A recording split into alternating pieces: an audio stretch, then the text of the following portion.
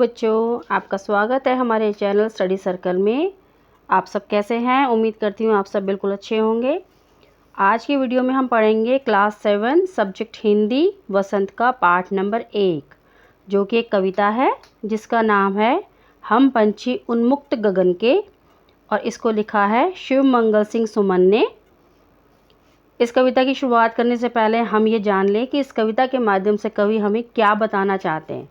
इस कविता के ज़रिए कवि हमें ये बताना चाहते हैं कि जो उन्मुक्त गगन मतलब जो पंछी खुले आकाश में खुले तौर पर बिल्कुल आज़ाद होकर घूमते हैं, और उनको जब हम पिंजरे में कैद कर लेते हैं तो उन्हें कैसा फ़ील होता है, कैसा महसूस होता है, उनकी ज़िंदगी कैसे बन जाती है, और उनके मन में क्या क्या विचार, उनकी मनोदशा कैसी हो जाती है, और उनके मन में क्या क्या उनको क्या क्या दर्द सहना पड़ता है, उनकी दशा कैसी हो जाती है। तो उसके बारे में कवि ने इस कविता के ज़रिए हमको बताया है, उसका वर्णन क्या है। तो चलिए कविता शुरू करते हैं। जैसे कि आपको बताया है, कविता का नाम है हम पंछी उन्मुक्त गगन के, और इसके लेखक हैं शिव मंगल सिंह सुमन। चलिए तो शुरू करते हैं। अच्छा, कविता को पढ़ते टाइम हम थोड़ा एक लयबद्ध तरीके से पढ़ते हैं। लयबद्ध तरीके से मतलब कि हल्का सा गाना गाते हुए, पूरी तरह से गाना गाना नहीं है, जैसे हल्का सा लय बनानी है उसकी। कविता को पढ़ने का यही तरीका होता है। तो देखिए मैं किस तरह से पढ़ती हूँ। हम पंछी उन्मुक्त गगन के, पिंजर बंधना गा पाएंगे, कनक तीलियों से टकराकर पुलकित पंख टूट जाएंगे। हम बहता जल पीने वाले मर जाएंगे भूखे प्यासे, कहीं भली है कटुक निबोरी कनक कटोरी की मैदा से। तो इसमें कविता में सबसे पहले हमें वो शब्द, जैसे कविता की अलग ही पढ़ने का तरीका होता है और इसको पहचानने का भी तरीका अलग होता है कि लास्ट के जो वर्ड हैं वो सिमिलर साउंड करेंगे, वो तुकांत वाले शब्द होंगे। तो आइए इसकी व्याख्या करते हैं कि इसमें क्या कवि हमें बताना चाहते हैं। हम पंछी उन्मुक्त गगन के, उन्मुक्त मतलब होता है आज़ाद, कि हम जो पंछी हैं, पंछी मतलब पक्षी, कि हम जो पंछी हैं, हम जो पक्षी हैं वो उन्मुक्त गगन के मतलब खुले आकाश में उड़ने वाले हैं। पिंजर बंधना गा पाएंगे, जब हमें पिंजरे में बंद कर दिया जाएगा तो हम गा नहीं पाएंगे, क्योंकि हमें आज़ाद गगन में रहने की आदत है, हमें आज़ाद गगन में उड़ने की आदत है। तो जब हम पिंजरे में बंद हो जाएंगे तो उस तरह से हम खुशी से गीत नहीं गा पाएंगे। कनक तीलियों से टकराकर पुलकित पंख टूट जाएंगे। कनक मतलब होता है सोना, तो सोने की तिलियों से टकराकर, जैसे उनका पिंजरा होता है, पिंजरे की सलाखें होती हैं ना, डंडियाँ होती हैं, तो वो अगर सोने की भी होंगी तो ज़िंदगी तो हमारी पिंजरे में बंद है, और हम पंछी हैं तो हमारी जो नियति है वो क्या है, उड़ना। और जब हम उड़ेंगे पिंजरे के अंदर रह कर के तो हमारे जो पुलकित पंख, पुलकित मतलब कमज़ोर, कोमल जो होते हैं, सॉरी, पुलकित मतलब कोमल, तो हमारे जो कोमल पंख हैं वो सलाखों से टकरा टकरा कर क्या हो जाएंगे, टूट जाएंगे, क्योंकि कोशिश तो हम उड़ने की करेंगे ही करेंगे। तो पिंजरे में हम उसी एरिया में घूम घूम के और तिल्लियों से टकरा करके हमारे जो कोमल पंख हैं वो टूट जाएंगे। आगे, हम बहता जल पीने वाले मर जाएंगे भूखे प्यासे। इसका मतलब है कवि हमें क्या बताना चाहता है कि पंछी जो हैं पानी कैसे पीते हैं, नदियों से, झरनों से, झीलों से, है ना। बहता जल, बहता मतलब जैसे नदियों में पानी बहता रहता है, झरनों से ऊपर से गिरता है पानी, मतलब चलता हुआ पानी, तो उस पानी को पीने वाले हम मर जाएंगे भूखे प्यासे, क्योंकि पिंजरे में ज़िंदगी होगी हमारी। पिंजरे में जब हमें बंद कर देंगे तो हमारी ज़िंदगी भूख प्यास से तड़पने लगेगी, क्योंकि हमें खुला जल पीने की आदत है, बहता जल पीने की आदत है। कहीं भली है कटुक निबोरी कनक कटोरी की मैदा से। इसमें ये बताते हैं लेखक कि पक्षी के मन की क्या दशा होती है, कि पक्षी कहता है चाहे आप कनक कटोरी मतलब सोने के बर्तन में, सोने की कटोरी में भी आप हमें भोजन देंगे हमारा, तो भी हमें वो पसंद नहीं आएगा, हमें अच्छा नहीं लगेगा।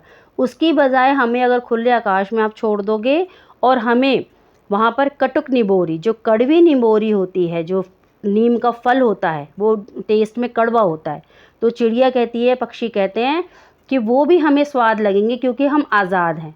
और पिंजरे में बंद रहने के बाद आप चाहे बेशक हमें सोने चांदी हीरे से जड़ी हुई कटोरियों में भी हमें खाना देंगे, तो हमें वो पसंद नहीं आएगा, हमें वो बिल्कुल भी अच्छा नहीं लगेगा। मैदा से मतलब मैदा की बनी हुई छोटी छोटी लोइयाँ बना करके जब हम देते हैं पक्षियों को तो वो बड़े खुश होकर चाव से खाते हैं। पर अगर हम पिंजरे में बंद होंगे तो हमारी जो मैदा वाली आपकी लोइयाँ हैं वो आप चाहे हमें सोनी कटोरी में डाल के देंगे तब भी वो हमें पसंद नहीं आएगी। आगे देखिए कवि क्या कहता है।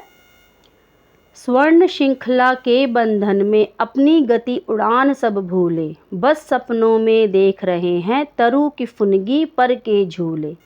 ऐसे थे अरमान की उड़ते नीले नभ की सीमा पाने, लाल किरण सी चोंच खोल चुगते तारक अनार के दाने। इसमें कवि क्या कहना चाहते हैं।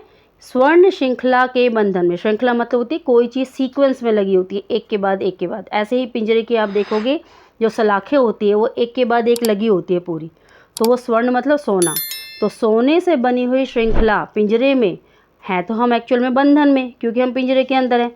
तो अपनी गति उड़ान सब भूले कि हम कैसे उड़ते थे, हम कितनी दूर दूर तक उड़ के जाते थे, कैसे हम नीचे उतरते थे उड़ते उड़ते, ये सब हम भूल चुके हैं क्योंकि हमारा एक एरिया लिमिटेड हो गया है, हम उसी में उड़ते हैं। तो हम कैसे दूर तक उड़ते थे ये सब हम भूल चुके हैं। बस सपनों में देख रहे हैं तरु की फुनगी पर के झूले। बस हमें अब सपनों में ही दिखाई देता है, बस हम सोच ही सकते हैं कि हम कभी तरु की फुनगी मतलब जो पेड़ होता है, पेड़ का जो सबसे टॉप का एरिया होता है और उसमें जो कोमल पत्तियां होती हैं, तो उसमें जब पंछी बैठते हैं और जो वो पत्तियां हिलती हैं या शाखाएं हिलती हैं तो वो झूले की तरह लगती हैं। तो पक्षी बोल रहे हैं कि ये तो सिर्फ हमारे लिए एक सपना हो गया है कि हम सिर्फ सपने में देख सकते हैं कि भाई हम तेज तेज उड़ रहे हैं, दूर दूर तक उड़ रहे हैं, और तनु की फुनगी मतलब पेड़ के टॉप बिल्कुल ऊंचाई वाली शाखा पर बैठे हैं, उसके कोमल पत्तों पर बैठकर झूले झूल रहे हैं। आगे, ऐसे थे अरमान की उड़ते नीले नभ की सीमा पाने। और हमारे अरमान क्या होते थे, हम चाहते क्या थे कि हम नीले नभ मतलब नभ का रंग बताया गया नीला, और जो हमारा आकाश होता है नीले रंग का, उसके सीमा पाने मतलब उसको पकड़ने की कोशिश करते हुए उड़ते ही चले जाए। ऐसे थे अरमान, ये हम चाहते थे। पक्षी हमें, जो हमारे कवि हैं वो पक्षी के मन की बात यही बता रहे हैं कि उनके जो मन की भावनाएं थी वो यही थी कि हम नीले नभ की सीमा पाने के लिए उड़ते ही चलते जाते। आगे, लाल किरण सी चोंच खोल चुगते तारक अनार के दाने। और हमारी चोंच कैसी होती, चोंच का रंग कैसा होता है, लाल। उसको खोलकर हम जगह जगह जो है अनार के दाने चुगते हुए उन्हें खाते। ये इनके मतलब अंदर के मन के विचार हैं जो पक्षी मन में पिंजरे में बंद रहते हुए सोच रहे हैं कि अगर हम आज़ाद होते तो हम ये करते। आगे, होती सीमाहीन क्षितिज से इन पंखों की होड़ा होड़ी, या तो क्षितिज मिलन बन जाता या तंती सांसों की डोरी। नीड़ न दो चाहे टहनी का आश्रय छिन्न भिन्न कर डालो, लेकिन पंख दिए हैं तो आकुल उड़ान में विघ्न न डालो। इसका अर्थ है कि होती सीमाहीन क्षितिज से, सीमाहीन क्षितिज मतलब क्षितिज क्या होता है, जब हम खुले मैदान में खड़े हैं और दूर तक जब हम देखते हैं तो हमें ऐसा लगता है कि धरती और आकाश का मिलन हो रहा है एक जगह पर, तो उस पॉइंट को, उस जगह को क्षितिज कहा जाता है। बट ऐसा एक्चुअल में होता नहीं है, क्योंकि हम दूर से देख रहे तो हमें ऐसा फील होता है, अनुभव होता है, हमें ऐसा महसूस होता है कि कहीं दूर जाकर के धरती और आकाश का मिलन हो रहा है। बट जैसे जैसे हम आगे की तरफ बढ़ते जाते हैं तो वो क्षितिज जो है और हमसे आगे आगे जाता जाता है, क्योंकि एक्चुअल में ऐसा होता ही नहीं है। तो पक्षी क्या कहते हैं, होती सीमाहीन क्षितिज से इन पंखों की होड़ा होड़ी, कि हम सभी पक्षी मिलकर एक होड़ा होड़ी, एक रेस लगाते। किसकी रेस, कि सीमाहीन क्षितिज को पकड़ने के लिए। जहाँ पर ये पॉइंट है क्षितिज वाला, उसको हम जा कर के पकड़े, उसको हम जा कर के होड़ा होड़ी करें, रेस लगाए कि कौन वहाँ सबसे पहले पहुँचेगा। या तो क्षितिज मिलन बन जाता या तंती सांसों की डोरी। या तो वो क्षितिज उस जगह पर हम पहुँच जाते जहाँ पर धरती और आकाश का मिलन होता है, या तो हम वहाँ पहुँच जाते, या हम तंती सांसों की डोरी मतलब या हम उड़ते उड़ते इतने थक जाते कि हमारी सांसें क्या हैं, उखड़ने लगती। तंती सांसों की डोरी मतलब जब हम बहुत ज़्यादा भागते हैं या बहुत ज़्यादा चलते रहते हैं तो हमारी सांस क्या फूल जाती है ना, तो सांस उखड़ने को ही क्या कहते हैं, तंती सांसों की डोरी। तो पक्षी यही बताना चाहते हैं कि या तो हम क्षितिज तक पहुँच जाते या उड़ते उड़ते उड़ते उड़ते हमारी सांसें जो हैं उखड़ने लगती। नीड़ न दो चाहे टहनी का आश्रय छिन्न भिन्न कर डालो। नीड़ मतलब होता है सहारा, कि हमें चाहे टहनी का सहारा मत दो, हमें टहनी पर मत बैठने दो, हमारा आश्रय छिन्न भिन्न कर डालो जहाँ हम रहते हैं। नीड़ मतलब घोंसला, सॉरी, नीड़ न दो चाहे टहनी का, आश्रय छिन्न भिन्न कर डालो। नीड़ मतलब उनका घोंसला, चाहे हमारे टहनी पे घोंसला न रुकने दो, या हमारा आश्रय जहाँ हम रहते हैं, हमारा जगह है जो रहने की, हमारा घर है, उसे छिन्न भिन्न कर डालो, उसे चाहे बेशक से तोड़ डालो, बिखेर दो, लेकिन पंख दिए हैं तो आकुल उड़ान में विघ्न न डालो। पर जो ईश्वर ने हमें ये पंख दिए हैं, प्रभु ने हमें जो ये पंख दिए हैं, उस उड़ान में, उस पंख के ज़रिए जो हम उड़ते हैं, उड़ान भरते हैं, उसमें आप विघ्न मत डालो, उसमें रुकावट किसी भी प्रकार की मत डालो। और रुकावट किस तरह से डालते हैं हम लोग? पंछियों को, पक्षियों को पिंजरे में कैद करके उनके पंखों को बांध देते हैं, उनकी उड़ानों को बांध देते हैं, उनके जो अंदर के सपने हैं उनको ख़त्म कर देते हैं हम लोग, ताकि वो बाहर ना जा सके, हमें अच्छा लगे। बट उनकी भी मनोदशा अगर हम देखें तो पक्षी को भी बिल्कुल पिंजरे में रहना, बंद होना बिल्कुल भी पसंद नहीं होता। वो एक खुले आकाश में उड़ने वाला जीव है, वो चाहता है मैं खुले आकाश में उड़ूँ, बहता हुआ जल पीऊँ, और अपनी मन मर्जी का, चाहे कड़वी निमोरी है वो भी मुझे बहुत स्वाद लगती है। तो उनके जीवन में, उनकी उड़ान में, उनके रहने सहने के जो ढंग ईश्वर ने बनाया है, उसमें विघ्न डालने का हमारा कोई हक नहीं है। तो इस तरह से इस कविता के ज़रिए कवि ने पक्षी की मनोदशा, उसका दर्द, उसकी दशा, उसकी जो अंदर आंतरिक दुख है वो हमें व्यक्त किया है कि अगर हम उसको पिंजरे में बंद करते हैं तो उसको कैसा फील होता है, उसको कितना दुख होता है।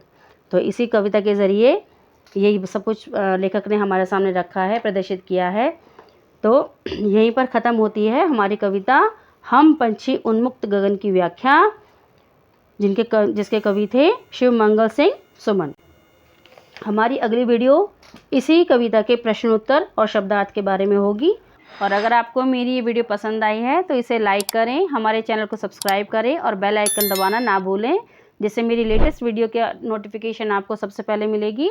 और अपने फ्रेंड्स के साथ इसको शेयर करें। तो मिलते हैं अपनी नेक्स्ट वीडियो में, जब तक के लिए बाय एंड टेक केयर।